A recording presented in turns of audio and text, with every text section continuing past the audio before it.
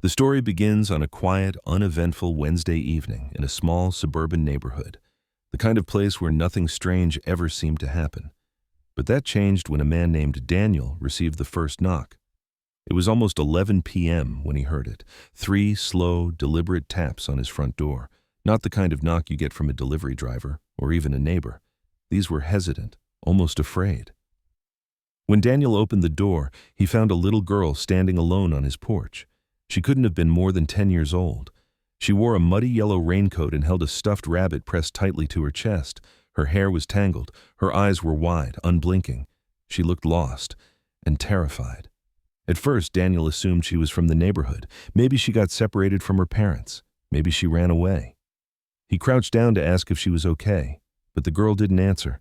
She only said one thing, in a soft, wavering voice. "Can I come inside? I don't want to be out here anymore." Those words made the hair on Daniel's arm stand up. He felt a coldness in her voice, not rudeness or fear, but something else, something rehearsed. He gently asked where she lived. The girl didn't answer that either. She just stared at him, still clutching her stuffed rabbit so tightly her knuckles turned white. Then, without warning, she turned and ran off into the darkness. Daniel stood frozen for a while, and at first he convinced himself she was just a frightened kid. Maybe she'd come back with her parents in the morning. But that night, sleep didn't come easily. Something about her face kept replaying in his mind. The next day, Daniel mentioned the incident to a neighbor. The reaction was not what he expected. The neighbor went pale. He quietly told Daniel that a girl matching that description had been reported missing nearly 3 weeks earlier. Posters with her face were still taped around the community, though Daniel admitted he hadn't paid much attention to them. The neighbor explained that the girl's disappearance had become a disturbing mystery. There were no leads, no sightings, no evidence she ever left the neighborhood. She had simply vanished. Daniel felt sick. He contacted the police immediately and explained that a girl matching the photo had come to his door.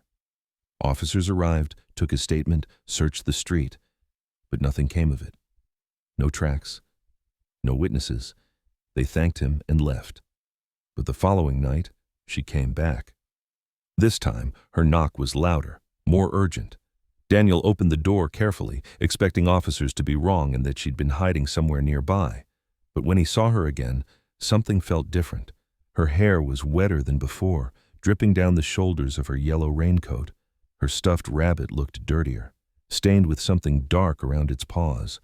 She said the same exact words in the same slow, trembling voice. "Can I come inside? I don't want to be out here anymore."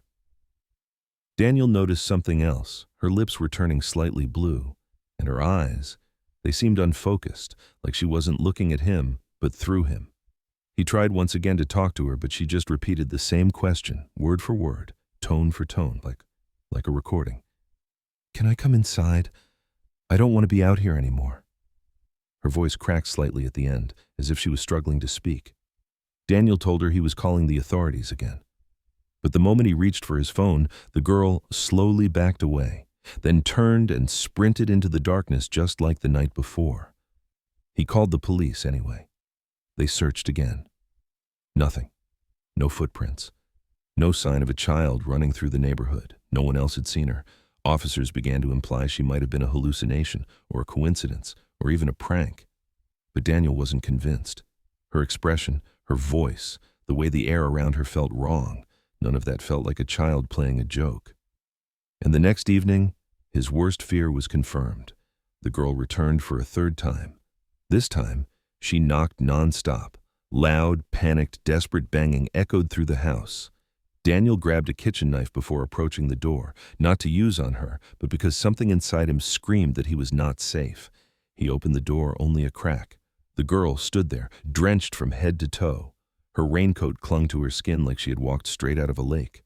Her stuffed rabbit was soaked, dripping foul-smelling water onto the welcome mat. But the most horrifying part wasn't her appearance. It was her expression. She wasn't emotionless anymore. She looked terrified, not of Daniel, but of something behind her. She kept glancing over her shoulder like something was following her. Her voice trembled as she repeated the same line, but this time it wasn't rehearsed. She was pleading. "Please, please let me in. I don't want to be out here anymore."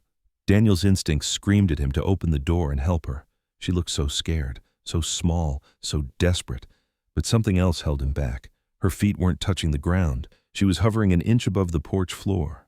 Daniel slammed the door shut. He locked it. Deadbolt, chain lock, everything. The girl's sobbing began on the other side, soft at first, then louder and louder until it turned into guttural, choking wails that didn't sound humanly possible. The sound rattled the entire house. And then suddenly, silence. When Daniel finally built the courage to look outside through a window, she was gone again. That was the last night she ever knocked on Daniel's door. But that wasn't the end of her story. 2 days later, police found the missing girl's body. She had drowned in a drainage canal only a mile away, the same night she first appeared at Daniel's doorstep. The medical examiner estimated she died nearly 3 weeks before Daniel first saw her, which meant the little girl who kept coming back to Daniel's door, begging to be let inside, was not alive. And according to the officers who found her body, she was wearing a yellow raincoat. She was clutching a stuffed rabbit. Her face was frozen in an expression of pure terror, as if she died running from something she could see that nobody else could. And the worst part? Daniel never saw her again after the discovery, not in person, not at his door. But sometimes, when he lies awake at night, he swears he can still hear soft, hesitant knocking echoing faintly through the house.